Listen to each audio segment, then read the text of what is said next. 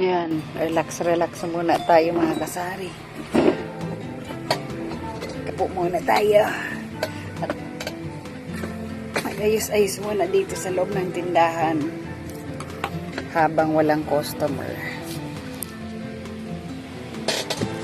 Walang customer waiting.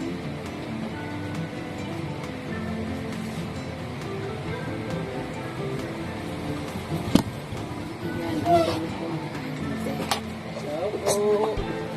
Ano yun?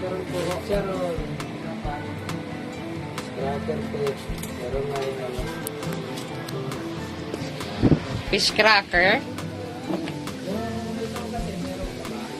Check mo yan sa ano? Sa harap.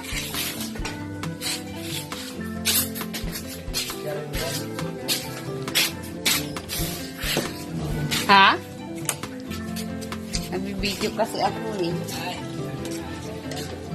Kaya dadamay ko ang paninda ninyo ha. Ayan. Ito po ang aking isang supplier.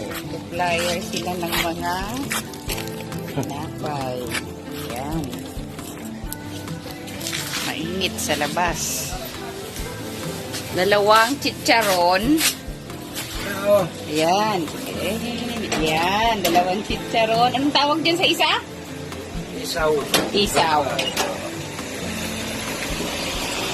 Ayan pa rin ang aking isang ahente. Sunod po sila. Magkano total nito? 60. Mas mataas ang presyo ng isaw, no? Hello mga kasari. Good morning, good morning, good morning. Eto po tayo ngayon. Magbablog tayo kung paano ang sa lalaki. Ito po ang pag-video po mali. Sabi kaway-kaway. Kaway-kaway dyan. Ito po yung biktima. Ito po ang napag-tripan.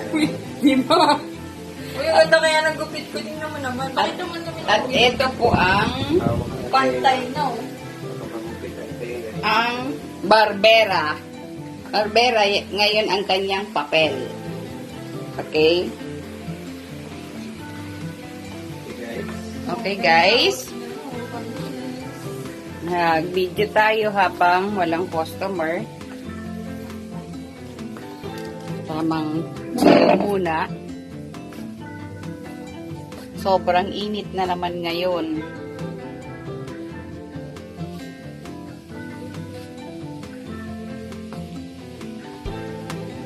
Tour muna kayo dito sa bahay namin. Ayan. Mukhang okay na ang ano maayos ang tagagupit natin At habang siya ay nagugupit, meron siyang pinapanood na YouTube channel kung paano ang tamang paggupit. At ang ginugupitan naman ay hawak ang kanyang dalawang tenga kasi takot siyang magupit ang kanyang tenga. Kaya ayan, alalay ang paghawak niya. Sobrang init, mga kasari. Ngabi kaway-kaway naman. Bakit ako magkakaway ba ako? May gupit ko to. Kaway-kaway. At habang Shout out sa mga kalasinggero. Shout- Yan yung tawag ni Papa Marvin sa ano niya. Ang manonood sa vlog. shout out daw dyan sa mga kapwa niya,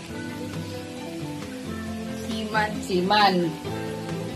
Papagupit siya kasi malapit na ang flight niya. Ayaw niya sa barbershop kasi takot sa COVID. Iwas COVID, kaya tamang si Abby na lang ang maging barbera. At habang nagugupit sila, pakita ko sa inyo mga kasari ang aking recipe for today. Ayan, tayo sa kusina. Nakasalang na po ang aking recipe for today. Malapit nang maluto. Sarap! Ayan. Yan ay adobong tilapia. Adobong tilapia, natutunan ko yan kay Mother Lily kung paano lutuin. Mother Lily, ang aking ina. Yan, malapit na pong maluto ang aking tanghalian.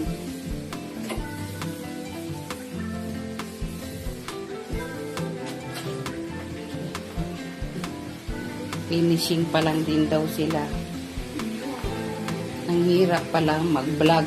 Tagal. Hindi ko na alam kung ano ang kasunod. Naubusan ka naman. Naubusan na ako ng kwento. I-post mo pag nauubusan.